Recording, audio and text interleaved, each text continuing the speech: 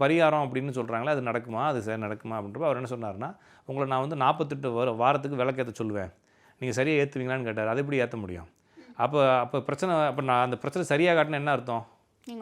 நீங்கள் ஒழுங்காக ஏற்றலை. இப்போ நிறைய பேர் என்ன பண்ணுறாங்கன்னா, நீங்கள் சொல்லக்கூடிய பரிகாரம் சரியான முறையில் சொல்லப்படணும், அதே போல் நீங்கள் செய்யக்கூடிய பரிகாரத்தை சரியான முறையில் செய்யணும். இப்போ லேட்டஸ்ட்டாக என்ன ஆகி போச்சு அப்படின்னா, இப்போ லேட்டஸ்ட்டாக அது ரொம்ப நாளாகவே இருக்குது, உங்களால் அந்த பரிகாரத்தை செய்ய முடியாது.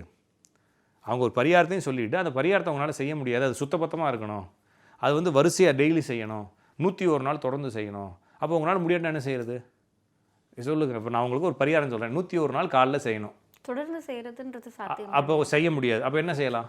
பிரச்சனை சரியாகலைன்னா நீங்கள் பரிகாரத்தை ஒழுங்காக பண்ணலாம். இல்லை இப்போ வேறு அடுத்த டெக்னாலஜி என்ன போயிட்டாங்கன்னா, உங்களால் செய்ய முடியாது, நீங்கள் ஒரு நாளைக்கு 101 ரூபா பணம் கட்டிடுங்க. 101 நாளைக்கு எவ்வளோ ஆச்சு?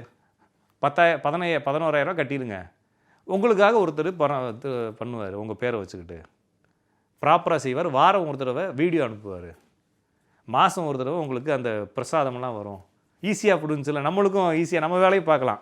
காலையில் எழுந்து நம்ம 7 மணிக்கு கூட எழுந்திரிக்கலாம், 5 மணிக்கு நம்மளுக்காக ஒருத்தன் பூஜை பண்ணுவான்ற நம்பிக்கை. அப்போ என்னென்னா டிசைனாக உருட்டுறாங்கன்ற மாதிரி உங்களை ஏமாத்துறதுக்கு, இது வந்து ஏமாத்துற வேலை தானே.